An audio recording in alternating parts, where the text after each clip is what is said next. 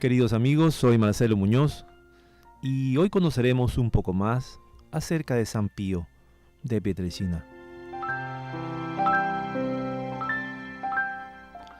Oh glorioso Padre Pío, humilde servidor y fiel discípulo del Cordero, lo seguiste hasta la cruz, fuiste como víctima por nuestros pecados.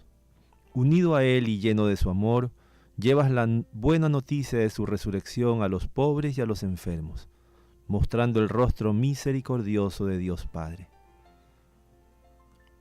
Oh, orador y amigo incansable de Dios, bendice a los que trabajan y mantienen la casa de alivio al sufrimiento y orienta desde el cielo a tus grupos de oración, para que sean faros de luz en este mundo turbulento y para que extiendan por todas partes el aroma de tu caridad.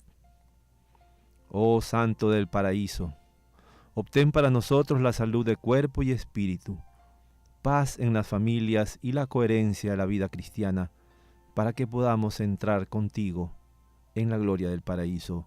Amén.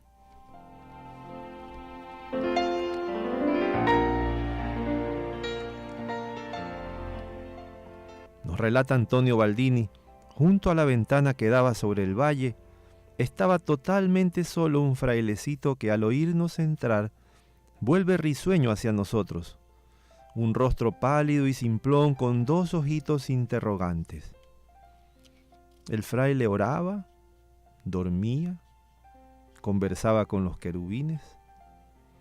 Con aquellos ojitos interrogantes bajo una frente cuadrada de conscripto, a continuación, con un hilo de voz nos pregunta ¿de dónde veníamos y hacia dónde nos dirigíamos? Como si nos confesara y con una expresión exagerada de asombro. Después, quiso saber con quién y por qué habíamos venido al Gárgamo. Pero todo esto lo preguntaba usando el tono ausente y academicista del profesor de educación básica quien habla con personas que fueron sus alumnos, usando la misma inflexión de voz de 30 años atrás. Antonio Baldini redactó este reportaje, a nuestro parecer unas veces boceteado, en el lejano 1925 y lo puso en circulación en 1942. Juzgado por otro periodista y escritor, pasaje de admirable prosa, es un documento valioso como representativo del parámetro que los periodistas y los literatos aplican para valorar el fenómeno Padre Pío. Ciertamente el Padre Pío nunca tuvo un rostro simplón. San Eliade Pianici, poco después del noviciado, luce muy bello de rostro y actitud. Al pasar al curso de teología de Montefusco en 1908, no obstante su malestar persistente y una gran debilidad general, se mantenía siempre con el rostro sonrosado y en apariencia bien nutrido. Otro periodista lo ve así. El Padre Pío tendrá 35 o 36 años y es muy diferente del retrato suyo vendido en el pueblo y que se diría impreso por el demonio de tan feo que luce. Este monje que habla con nosotros es al contrario un hermoso joven.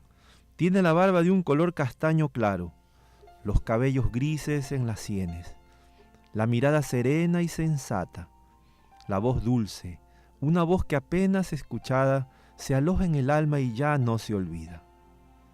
Tengo la impresión, oyéndolo y mirándolo, que solo él, sencillo como el más sencillo de los frailes, ignora la fama de santidad que a él lo rodea.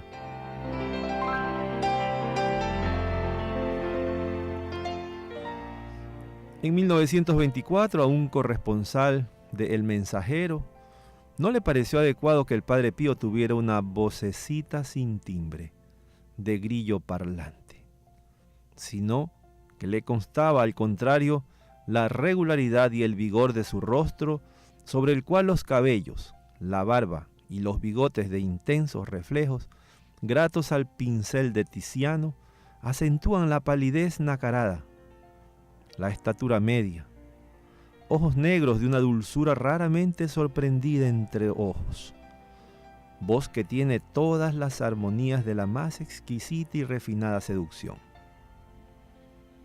El Padre Pío no es un santo embadurnado de azúcar y miel, sino que tiene la complexión de un antiguo guerrero.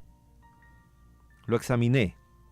Un fraile como los demás, un capuchino con barba entrecana que se les ve generalmente.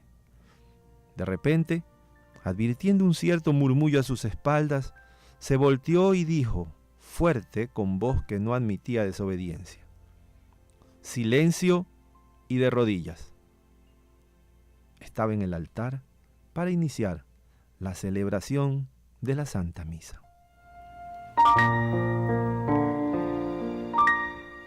Pensé, este es un hombre resuelto que sabe hacerse obedecer.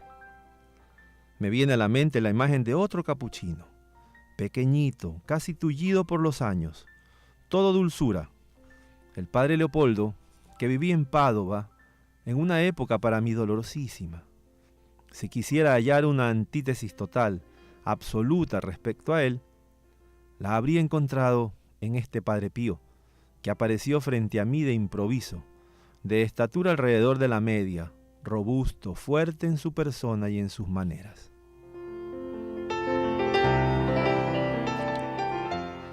Giambattista Angioletti confiesa cándidamente en agosto de 1950 haberse formado la idea de un Padre Pío frailecito, y en cambio ve venir a su encuentro a un antiguo guerrero de hábito oscuro abierto sobre el cuello y queda atónito al ver a aquel hombre inimaginable, tan inesperado, lleno de energía y de vigor, que en vez de cosas sagradas habla de asuntos terrenales, de la política de hoy, de la reforma agraria, ensañándose contra los flojos, contra los medrosos, fustigando de palabra a un amigo nuestro pasmado, solo porque no se había mostrado hostil e inflexible con él.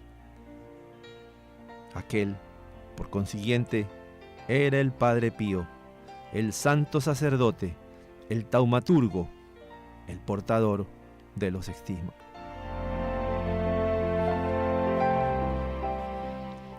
Como un relámpago, tuve la certeza de que la verdadera gran fe brota de la energía, o más bien, de la violencia, de un indomable espíritu beligerante, y que para expulsar el mal del corazón de los hombres, dos son las armas convenientes: la dulzura primero y después, insustituible, la fuerza. Ni una ni otra pueden hacer nada separadas.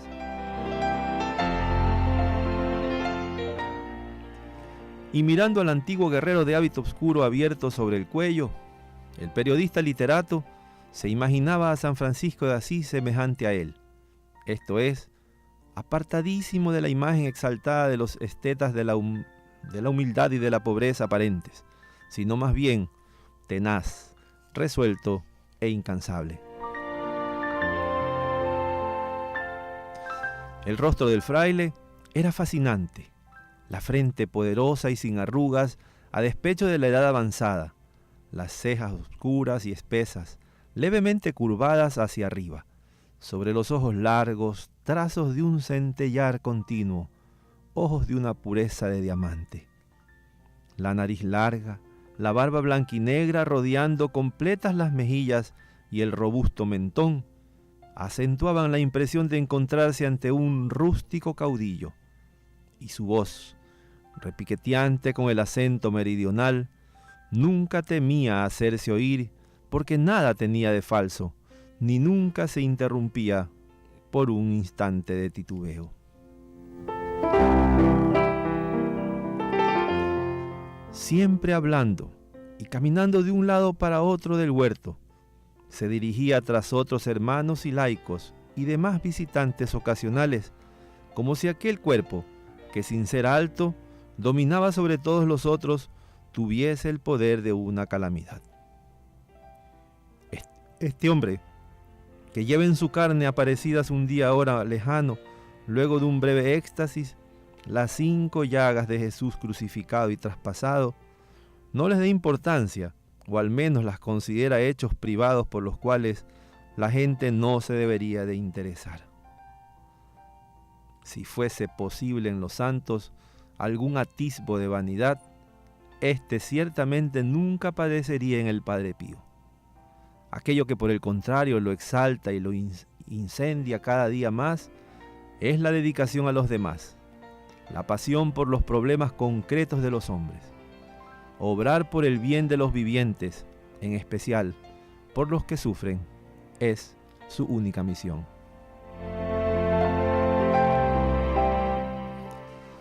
No es sombrío, retrógrado, moralista y ni siquiera un utopista.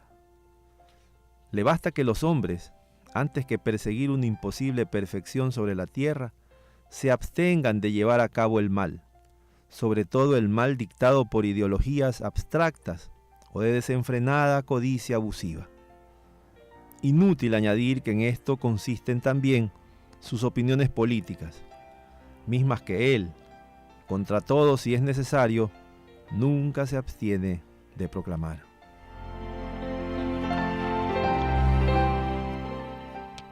Revela un carácter, un temperamento, una individualidad tan potente que incluso quien no milite en las filas de sus devotos tiene que detenerse ante él con actitud reverente. No impresiona tanto la explicación, más o menos ortodoxa o más o menos científica de sus milagros, como la revelación constante de una persona tan completa, tan ajena a los intereses que hacen mezquina a la multitud de habitantes de la tierra. Que el Padre Pío sea un santo, ninguno de nosotros tiene el derecho de afirmarlo. Ciertamente es un hombre, un verdadero hombre, que hemos tenido la ventura de encontrar en tiempos de engaños y de temores, en un remoto Villorrío del Sur.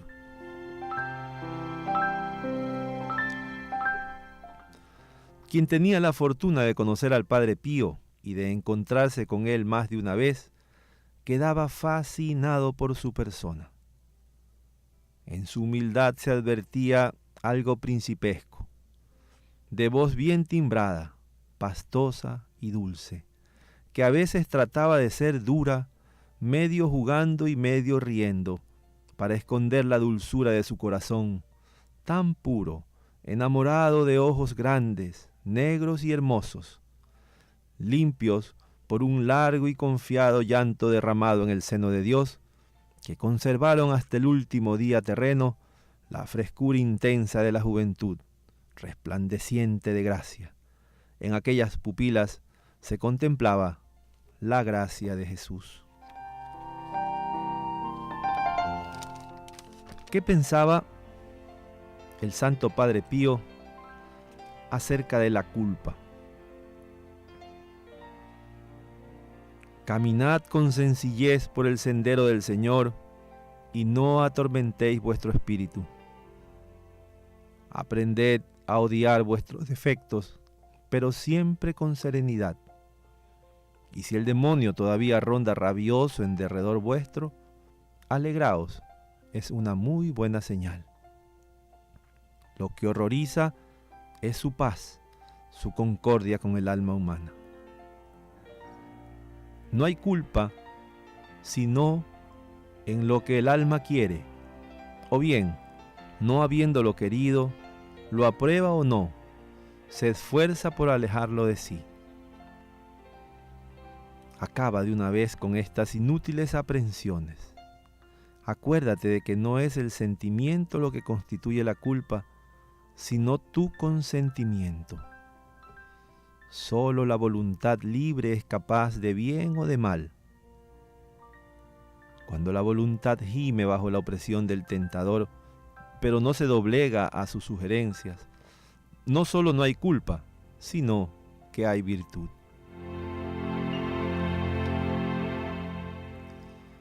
Recuerda que Dios puede rechazar todo lo que proviene de nuestro ser contaminado, pero no puede rechazar, sin rechazarse a sí mismo, lo que sería una monstruosidad, el deseo sincero de quien quiere amarlo y abjura por tanto del mal. Conclusión: vive tranquilo, no te dejes engañar por el enemigo. No ofendemos a Dios más que cuando, conociendo la maldad de una acción, la realizamos con deliberada y plena voluntad. Recuerda que dudar es el peor insulto que podemos hacer a la divinidad.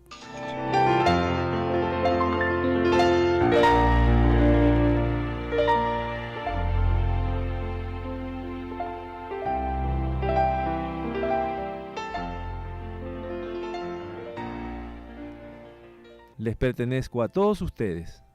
Cada uno puede decir, el Padre Pío es mío. De hecho, les aseguro que cuando el Señor me llame le diré, Señor, me quedaré en las puertas del cielo hasta ver que todos mis hijos e hijas hayan entrado. Queridos amigos, soy Marcelo Muñoz y estamos llegando al final de este audio en el que juntos hemos conocido un poco más acerca de San Pío de Pietrelcina.